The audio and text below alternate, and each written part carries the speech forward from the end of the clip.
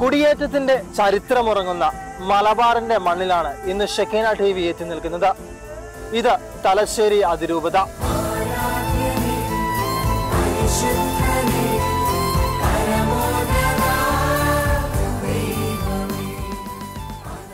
കേരള സഭയ്ക്ക് തന്നെ മാതൃകയായ സുസംഘടിതമായ മതബോധന സംവിധാനത്തിന്റെ ശില്പി.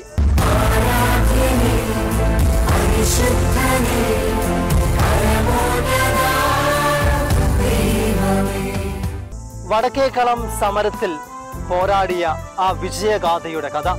എന്നിനവിലും കനവിലുമായി നിറയുന്നൊരെൻ ദൈവമേ,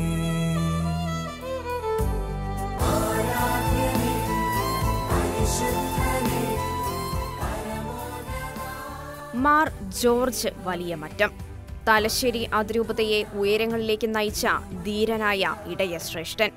എന്നും പാവങ്ങളുടെ പക്ഷത്തു നിന്ന് അവരുടെ ശബ്ദമായി മാറിയ നല്ലിടയൻ. കർഷകരുടെ നൊമ്പരങ്ങളും പ്രശ്നങ്ങളും ഹൃദയത്തിലേറ്റുവാങ്ങാൻ വലിയമറ്റം പിതാവ് ധൈര്യം കാണിച്ചു. വടക്കേക്കളം കുടിയിറക്കിനെതിരെ അദ്ദേഹം നടത്തിയ ഉപവാസ സമരം വിജയം നേടി. കാർഷിക ഉൽപ്പന്നങ്ങളുടെ വിലയിടിവിനെതിരായും സർക്കാരുകളുടെ വികലമായ കാർഷിക നയങ്ങൾക്കെതിരായും ശക്തമായ പോരാട്ടം നടത്തിക്കൊണ്ട് ഇൻഫാം എന്ന ഒരു കർഷക പ്രസ്ഥാനത്തിന് രൂപം കൊടുക്കുകയും ദീർഘകാലം ദേശീയ രക്ഷാധികാരിയായി പ്രവർത്തിക്കുകയും ചെയ്ത അദ്ദേഹം മലബാറിന്റെ വിദ്യാഭ്യാസ രംഗത്തും ശ്രദ്ധേയമായ സംഭാവനകൾ നൽകിയിട്ടുണ്ട്.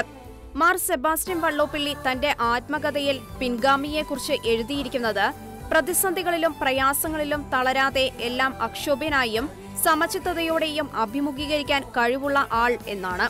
പാവങ്ങളോട് മാർ വലിയമറ്റത്തിനുള്ള വലിയ കാരുണ്യത്തിന്റെ പ്രതിഫലനമായിരുന്നു അദ്ദേഹം ആരംഭിച്ച അതിരൂപത ജീവകാരുണ്യ ഫണ്ട്. ഇന്ന് ഓരോ വർഷവും 50 ലക്ഷത്തിലധികം രൂപ പാവങ്ങൾക്കായി ഇതുവഴി സമാഹരിച്ച് വിതരണം ചെയ്യുന്നുണ്ട്. പിതാവിന്റെ കൂടുതൽ വിശേഷങ്ങളിലേക്ക് നമുക്ക് കടന്നു ചെല്ലാം. മലബാറിന്റെ മോസസ് എന്നറിയപ്പെടുന്ന മാർ സെബാസ്റ്റ്യൻ വള്ളോപ്പള്ളിയിൽ പിതാവിൽ നിന്ന് 1989 മെയ് 1 സാരഥ്യം ഏറ്റുവാങ്ങി തലശ്ശേരി അതിരൂപതയുടെ മെത്രാനായി. പിന്നീട് 1995 ആർച്ച് ബിഷപ്പായി നിയമിതനായി. ഇന്ന് ഷെക്കീന ന്യൂസ് മിഴി തുറക്കുമ്പോൾ പ്രേക്ഷകരെ, നിങ്ങൾക്കും ഈ വലിയ പിതാവിൻ്റെ ജീവിതകഥ അറിയുവാൻ ആഗ്രഹമുണ്ടല്ലോ. നമുക്ക് ഈ പ്രോഗ്രാമിലേക്ക് ഏറെ സ്നേഹത്തോടെ പിതാവിനെ സ്വാഗതം ചെയ്യുന്നു. പിതാവെ, നമസ്കാരം. പിതാവെ, കുടുംബമാണല്ലോ എല്ലാ ദൈവവിളിയുടെയും വിളനിലം. അപ്പോൾ വലിയമറ്റം കുടുംബത്തിൽ നിന്ന് പിതാവിലേക്കുള്ള ദൈവവിളി എങ്ങനെയാണ് തിരിച്ചറിഞ്ഞത്? ഒന്ന് പ്രേക്ഷകരുമായിട്ട് പങ്കുവയ്ക്കാമോ? തീർച്ചയായിട്ടും. ഷെക്കീന ടെലിവിഷൻ ശ്രോതാക്കളുമായി എൻ്റെ ചെറിയ ജീവിതം പങ്കുവയ്ക്കുവാൻ അവസരം കിട്ടിയതിൽ എനിക്ക് സന്തോഷമുണ്ട്. അതിന് വഴിയൊരുക്കിയ എല്ലാവരെയും നന്ദിപൂർവ്വം ഞാൻ സ്മരിക്കുന്നു. ഈശോ നമുക്ക് അവസാനമായി തന്നിട്ട് പോയ ആ വലിയ സന്ദേശം ലോകം മുഴുവൻ പോയി സുവിശേഷം പ്രസംഗിക്കുക എന്നുള്ളതാണ്. ഈ ദൗത്യ നിർവഹണത്തിന് ഷെക്കീന ടെലിവിഷൻ പ്രായോഗികമായിക്കൊണ്ടിരിക്കുന്ന കർമ്മപരിപാടികൾ വളരെ വളരെ പ്രശംസനീയമാണ്. നേതൃത്വം കൊടുത്ത എല്ലാവരെയും ഞാൻ ഒത്തിരി സ്നേഹത്തോടെ അനുസ്മരിക്കുന്നു. ഈ സുവിശേഷ പ്രഘോഷണ മാധ്യമമായിട്ട് ഷെക്കീന TV കൂടുതൽ വളർന്നു വരട്ടെ എന്ന് പ്രത്യേകം പ്രാർത്ഥിക്കുകയും ചെയ്യുന്നു. എന്നിലേക്ക് തന്നെ തിരിയുമ്പോൾ തീർച്ചയായിട്ടും ഞാൻ ഇന്നെന്തായിരിക്കുന്നോ അതിനെല്ലാം കാരണം നല്ലതായ ദൈവത്തിൻ്റെ കൃപ കൊണ്ട് മാത്രമാണ്. എന്തെങ്കിലും പ്രത്യേകമായിട്ടുള്ള കഴിവിൻ്റെയോ പ്രഥമത്തിൻ്റെ ഭാഗൽപ്പത്തിൻ്റെയോ ഭാഗമല്ല. ദൈവത്തിൻ്റെ ആ പരിപാലനയും ദൈവത്തിൻ്റെ കൃപ കൊണ്ട് മാത്രമാണ് ഞാൻ എന്തായിരിക്കുന്നു അത് ആയിരിക്കുന്നത്. ദൈവത്തിൻ്റെ പരിപാലനയിൽ ഞാൻ 1938 സെപ്റ്റംബർ 16 ജനിച്ചത്. എൻ്റെ പ്രിയപ്പെട്ട മാതാപിതാക്കൾ തോമസും അന്നമ്മയും. അവിടെ കുടുംബ ജീവിതത്തിൻ്റെ ആദ്യമായി ലഭിച്ച ഫലമാണ് ഞാൻ കുടുംബത്തിലെ മൂത്ത മകനാണ്. എൻ്റെ കുടുംബം 8 മക്കളുള്ളൊരു കുടുംബമാണ്. 4 സഹോദരന്മാരും 4 സഹോദരിമാരും. ആ 4 പേരിൽ ഒരു വൈദികനുണ്ട്, അത് ഞാനാണ്. CMC സഭാ സമൂഹത്തിൽ ജോലി ചെയ്യുന്ന ഒരു സിസ്റ്റർ മേരി റോസ് ഗൈനക്കോളജിസ്റ്റ് ഡോക്ടറാണ്. മറ്റ് 6 പേരും കുടുംബജീവൻ നയിക്കുന്നു. അവിടെ സന്തോഷകരമായിട്ടുള്ള വിശ്വാസപരമായിട്ട് കുടുംബജീവൻ നയിക്കുന്നവരാണ്. അതെല്ലാം പ്രത്യേക കാരണം ഞങ്ങളുടെ പ്രിയപ്പെട്ട മാതാപിതാക്കളുടെ മാതൃകാപരമായിട്ടുള്ള ജീവിതവും സഭയോടുള്ള സ്നേഹവും നിത്യസൗഭാഗ്യം ലക്ഷ്യം വെച്ച് ജീവിക്കുന്നതിനുള്ള അവരുടെ എല്ലാ ആഗ്രഹവുമാണ്. ഒത്തിരി സ്നേഹത്തോടെ കടപ്പാടോടുകൂടി മാതാപിതാക്കളെ ഞാൻ അനുസ്മരിക്കുന്നു. ഞങ്ങളുടെ കുടുംബം ഒരു സാധാരണ ഇടത്തരം കുടുംബമാണ്. വിശ്വാസപരമായ ജീവിത കാര്യത്തിൽ ഉദാസീനത സ്വീകരിക്കുന്ന കാര്യത്തിലും ഇടവയോട് സഹകരിക്കുന്ന കാര്യത്തിലുമൊക്കെ എൻ്റെ മാതാപിതാക്കൾ പ്രത്യേകം ശ്രദ്ധിച്ചിട്ടുണ്ട്. വൈദികരോടുള്ള ബഹുമാനവും സ്നേഹവും അവരുടെ ജീവിതത്തിൽ എപ്പോഴും കണ്ടിട്ടുണ്ട്. അവരുടെ വിശ്വാസപരമായ ജീവിതമാണ് വൈദികരോടുള്ള അവരുടെ സ്നേഹവും ബഹുമാനവും ഒക്കെയാണ് ഏറ്റവും ആദ്യമായിട്ട് ഒരു വൈദികനാകുവാനുള്ള ആഗ്രഹം എൻ്റെ മനസ്സിൽ ഉദിച്ചത്. അഭിവന്ദ്യ പിതാവെ, അങ്ങ് അതിരൂപതയെ നയിക്കുവാൻ തുടങ്ങിയ ആരംഭ കാലഘട്ടത്തിൽ പ്രധാനപ്പെട്ട കർഷക സമരങ്ങളൊക്കെ ഉയർന്നു വന്ന ഒരു കാലഘട്ടമായിരുന്നു. അപ്പോൾ വടക്കേക്കളം പോലുള്ള പ്രശസ്തമായ കർഷക സമരങ്ങളുടെ പിന്നിൽ പിതാവിൻ്റെ വലിയ കരങ്ങളുണ്ടായിരുന്നു. അപ്പോൾ കർഷകർക്ക് വേണ്ടി സഭയും അതിരൂപതയും എന്നും ഒപ്പം നിന്നിട്ടേ ഉള്ളൂ. അപ്പോൾ പിതാവിൻ്റെ ഇപ്പോഴും കർഷകര് നമ്മുടെ സമൂഹത്തിൽ അവഗണിക്കപ്പെടുന്നുണ്ട്. അതുപോലെ തന്നെ അന്നത്തെ ഒരു സാഹചര്യത്തിലെ പ്രധാനപ്പെട്ട ഒരു കർഷക സമരം ഓർമ്മയിലുണ്ടോ? ഒന്ന് പ്രേക്ഷകരുമായിട്ട് പങ്കുവയ്ക്കാം. കുടിയേറ്റത്തിൻ്റെ ആരംഭം തുടങ്ങി തന്നെ വളരെ പ്രയാസപ്പെട്ട പ്രശ്നങ്ങൾ നേരിടേണ്ടി വന്നിട്ടുണ്ട്. കുടിയിറക്കുകൾ, കാർഷിക ഉൽപ്പന്നങ്ങളുടെ വിലയിടിവ്, അതെല്ലാം അതിൽ പ്രധാനപ്പെട്ടതാണ്. അത് വലിയൊരു പ്രശ്നമാണ്. വടക്കേക്കടം വാഴമലയിലെ AKCCയുടെ ആഭിമുഖ്യം പിടിച്ച സ്ഥലം അനധികൃതമായി മേടിച്ചതാണ് എന്ന ആരോപണത്തിൻ്റെ പേരിൽ അവിടെ കുടിയേറിയവരെ കുടിയിറക്കുവാനുള്ള തീരുമാനമായി ഗവൺമെൻറ് മുൻപോട്ട് വന്നു. കർഷക ജനത അന്ന് ഒറ്റക്കെട്ടായി സമരം ചെയ്യുകയും ഉപവാസ സമരവും വഴിയായിട്ട് ഒരു കാരണവശാലും ആ കർഷകരെ കുടിയിറക്കാൻ അനുവദിക്കില്ല എന്നുള്ള ഇതിൽ സമരം ചെയ്യുവാനായിട്ട് മുന്നോട്ട് വന്നു. ആ സമരം വളരെയധികം പ്രശ്നം ഉള്ളതായിരുന്നെങ്കിൽ പോലും കർഷകരുടെ ഒരുമിച്ചുള്ള സമരത്തിന് നേതൃത്വം കൊടുക്കുവാൻ സാധിച്ചതുകൊണ്ട് വടക്കേക്കടം കുടിയിറക്ക് റദ്ദാക്കുകയും അവരുടെ ഭൂമി AKCCയുടെ ആഭിമുഖ്യത്തിൽ നൽകപ്പെട്ട ഭൂമി അവർക്ക് സ്വന്തമാക്കുകയും ചെയ്തു. അതുപോലെ തന്നെയാണ് കർഷകരുടെ ഉൽപ്പന്നങ്ങൾക്ക്, റബ്ബറിന്, കശുവണ്ടിക്ക് വേണ്ട എല്ലാ ഉൽപ്പന്നങ്ങൾക്കും വിലയില്ലാതെ വന്നു. കർഷകർ ജീവിക്കാൻ വരാത്തൊരു സാഹചര്യം വന്നു. അപ്പോൾ ഈ കർഷകരുടെ ഉൽപ്പന്നങ്ങൾക്ക് ന്യായമായ വില ലഭിക്കുന്നതിന് വേണ്ടിയുള്ള സമരങ്ങൾ കർഷക ജനത ഒരുമിച്ച് സംഘടിപ്പിക്കുകയും ആ സമരത്തിന് നേതൃത്വം കൊടുക്കുന്നതിന്, ആ സമരത്തിന് നേതൃത്വം കൊടുത്തവരെ പ്രോത്സാഹിപ്പിക്കുന്നതിനും സാധിച്ചത് ജീവിതത്തിലെ വലിയൊരു കാര്യമായിട്ട് ഞാൻ കണക്കാക്കുന്നു. പിതാവെ, 2.5 പതിറ്റാണ്ടോളം തലശ്ശേരി അതിരൂപതയെ അങ്ങ് നയിച്ചു. ഏറ്റവും കേരള സഭയിൽ, സിറോ മലബാർ സഭയിൽ ഏറ്റവും കൂടുതൽ ദൈവവിളികൾ ലഭിക്കുന്നത് നമുക്ക് പറയുവാൻ കഴിയും മലയോര മേഖലയായ തലശ്ശേരി അതിരൂപതയുടെ ആ വലിയ കുടുംബത്തിൽ നിന്നാണ്. സഭയ്ക്കും സമൂഹത്തിനും വൈദിക പൗരോഹിത്യം കൂടുതലുണ്ടാകുന്നതും തലശ്ശേരി രൂപതയിൽ നിന്നാണ്. അപ്പോൾ ഇന്നത്തെ സാഹചര്യത്തിൽ ദൈവവിളികൾ കുറഞ്ഞു വരുന്നതായിട്ട് നമുക്ക് എല്ലാവർക്കും മനസ്സിലാകുന്നതാണ്. അപ്പോൾ എങ്ങനെയാണ് അതിനോട് പ്രതികരിക്കുന്നത്? ദൈവവിളികൾ ഇനിയും പ്രോത്സാഹിപ്പിക്കേണ്ടതല്ലേ? സഭയിൽ ദൈവവിളി വളരെയധികം പ്രധാനപ്പെട്ട ഒരാവശ്യമാണ്. തലശ്ശേരി രൂപതയിൽ ധാരാളം ദൈവവിളി ഉണ്ട് എന്നുള്ളത് ഇന്ന് അല്പം കുറഞ്ഞിട്ടുണ്ടെങ്കിൽ പോലും ധാരാളം ദൈവവിളികൾ ഉണ്ടായി എന്നുള്ളത് സത്യമാണ്. ദൈവത്തിന് വിളിയാണ്. അത് ദൈവത്തിന് ഞാൻ നന്ദി പറയുന്നു. ഇവിടെ ഇപ്രകാരം ദൈവവിളി വർദ്ധിക്കുന്നതിന് പ്രധാനപ്പെട്ട കാരണം വിശ്വാസ രൂപീകരണ കാണ്ഡത്തിൽ തലശ്ശേരി രൂപതയെ കൊടുത്ത മുൻഗണനയും ദൈവവിളി ക്യാമ്പുകൾ സംഘടിപ്പിച്ചുകൊണ്ടും ചെറുപുഷ്പം മിഷൻ ലീഗ് എന്നുള്ള സംഘടനയെ കൂടുതൽ പ്രോത്സാഹിപ്പിച്ചുകൊണ്ടും ഒക്കെയാണ്. ചെറുപുഷ്പ മിഷൻ ലീഗിൻ്റെ സ്ഥാപനോപദേശം തന്നെ ദൈവവിളി പ്രോത്സാഹിപ്പിക്കുക എന്നുള്ളതായിരുന്നല്ലോ. ഈ ദൈവവിളിയുടെ പ്രാധാന്യം മനസ്സിലാക്കിക്കൊണ്ട് സൺഡേ സ്കൂളുകളിലുമൊക്കെ ദൈവവിളി പ്രോത്സാഹന സെമിനാറുകളും ക്യാമ്പുകളും നടത്തി ദൈവവിളിയുള്ള കുഞ്ഞുമക്കളെ ഒരുക്കുകയും അതിന് തയ്യാറാക്കുകയും ചെയ്തിട്ടുണ്ട്. അപ്പോൾ തീർച്ചയായിട്ടും ദൈവവിളിയുടെ കൂടുതലുണ്ടാകുന്നതിൻ്റെ പ്രധാനപ്പെട്ട കാരണം വിശ്വാസ രൂപീകരണവും ആ വിശ്വാസ രൂപീകരണത്തിൻ്റെ ഭാഗമായിട്ട് രൂപതയിൽ നടത്ത ജീവിത നവീകരണ സെമിനാറുകൾ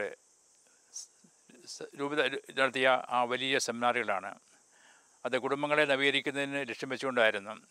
ഇടവക നവീകരണ സെമിനാർ എന്ന പേരിൽ സൺഡേ സ്കൂളിൻ്റെ ആഭിമുഖ്യത്തിൽ നടത്തിയ ആ ജീവിത നവീകരണ കുടുംബ നവീകരണ സെമിനാറിൽ മാതാപിതാക്കളെ ബോധവൽക്കരിക്കുന്നതിനും കുടുംബത്തിൻ്റെ പ്രാധാന്യം മനസ്സിലാക്കുന്നതിനും സാധിച്ചു. അപ്രകാരമുള്ള ആ നല്ല കുടുംബങ്ങൾക്ക് രൂപം കൊടുക്കുവാൻ സാധിച്ചതുകൊണ്ടാണ് ആ കുടുംബങ്ങളിൽ നിന്നും ധാരാളം ദൈവവിളികളുണ്ടായത്. ഇന്ന് ദൈവവിളി കുറയുന്നുണ്ടെങ്കിൽ അതിന് ഒരു കാരണം കുട്ടികളുടെ എണ്ണക്കുറവാണ്. എന്നുള്ളത് മാത്രമല്ല, നമ്മുടെ കുടുംബത്തിൻ്റെ അന്തരീക്ഷം കുടുംബം മുൻഗണന കൊടുക്കുന്ന കാര്യങ്ങളൊക്കെ മാറിപ്പോയിട്ടുണ്ട്. അതുകൊണ്ട് കുടുംബത്തിലുള്ള പ്രേരണ കുറഞ്ഞുകൊണ്ടാണ് ഇന്ന് ദൈവവിളി കുറഞ്ഞു പോയിട്ടുള്ളത്. അതുകൊണ്ടെല്ലാം തീർച്ചയായും ഇന്നും ദൈവവിളിയുടെ കാര്യത്തിൽ പ്രോത്സാഹനം നൽകുന്ന ധാരാളം നല്ല കുടുംബങ്ങളുണ്ടെന്നുള്ളത് വലിയ ഒരു സത്യമാണ്. പിതാവെ, വന്ന വഴിത്താരയിൽ പിതാവിന് ഓർമ്മയുള്ള ഒരു വലിയ ദൈവപരിപാലനയുടെ ഒരു നിമിഷങ്ങളെക്കുറിച്ച് പ്രേക്ഷകർക്ക് പങ്കുവയ്ക്കാമോ? തീർച്ചയായിട്ടും. ഞാൻ നേരത്തെ സൂചിപ്പിച്ചതുപോലെ ഞാൻ ഇന്ന് എന്തായിരിക്കുന്നുവോ,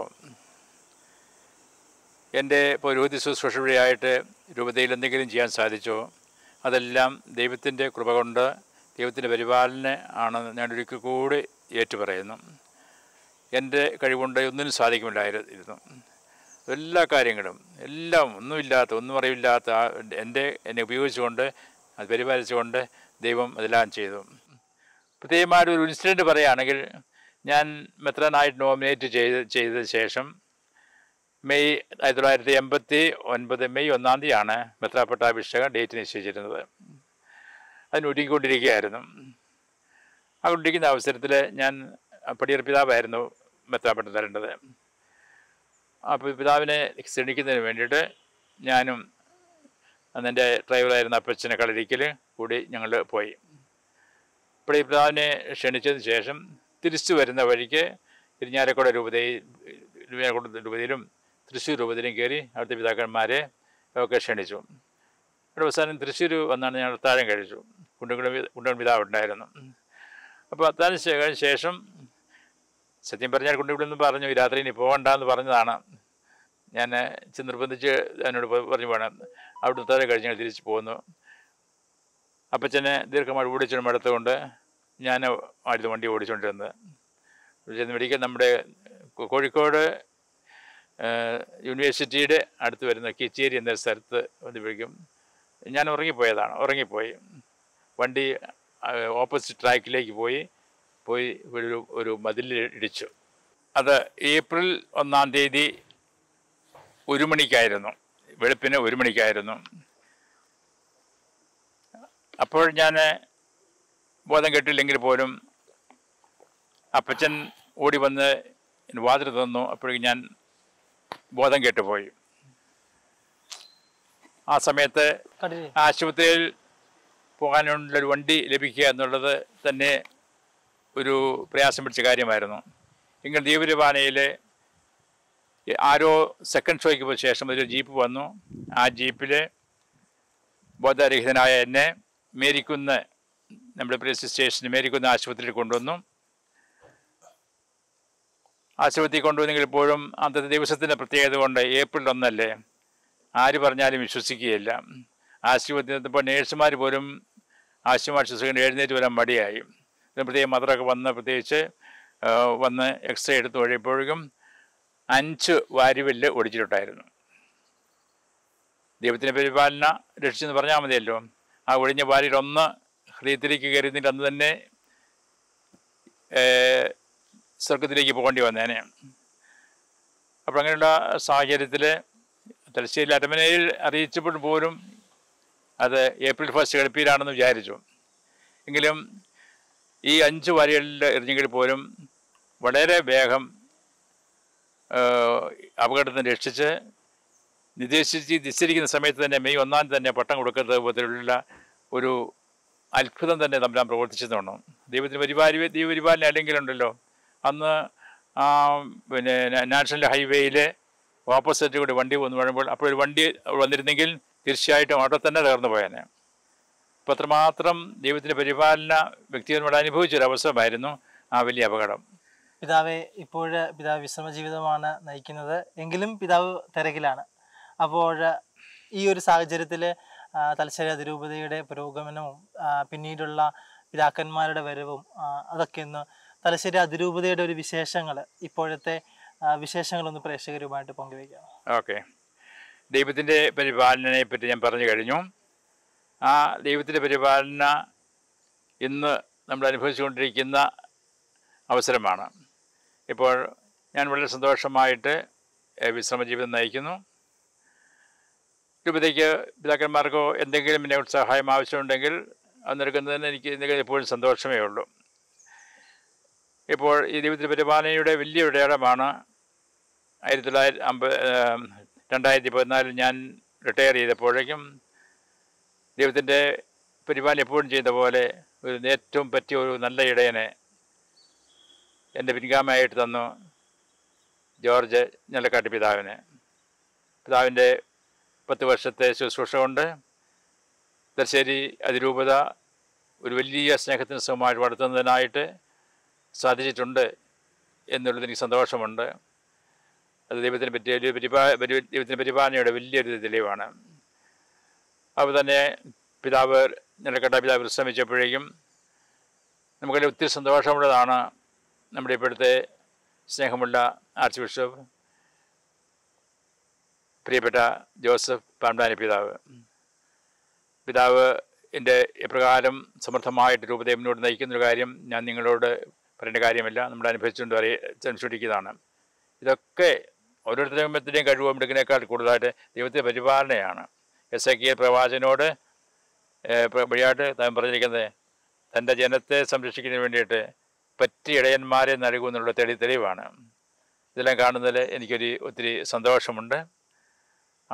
അവിടെ ഈ പാമ്പ്ലാനി പിതാവിൻ്റെ ആ പ്രത്യേകമായിട്ടുള്ള സംരക്ഷണ നേതൃത്വത്തിൽ രൂപത വളരട്ടെ, വലുതാകട്ടെ, ദൈവം ആഗ്രഹിക്കുന്ന പോലെ ഒരു ദൈവരാജ്യമായിട്ട് മാറട്ടെ എന്ന് ഞാൻ ആശംസിക്കുന്നു.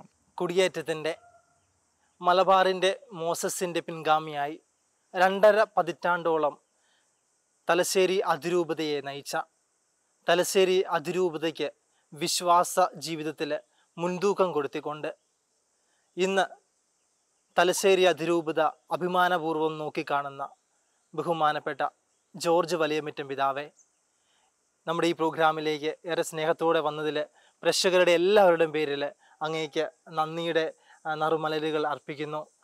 പിതാവെ, അങ്ങയുടെ ജീവിതം ഇനിയും അനേക ആത്മാക്കളെ നേടുവാൻ ദൈവം അനുഗ്രഹിക്കട്ടെ എന്ന പ്രാർത്ഥനയിൽ നിർത്തുന്നു. നന്ദി, നമസ്കാരം. നമസ്കാരം. Thank you.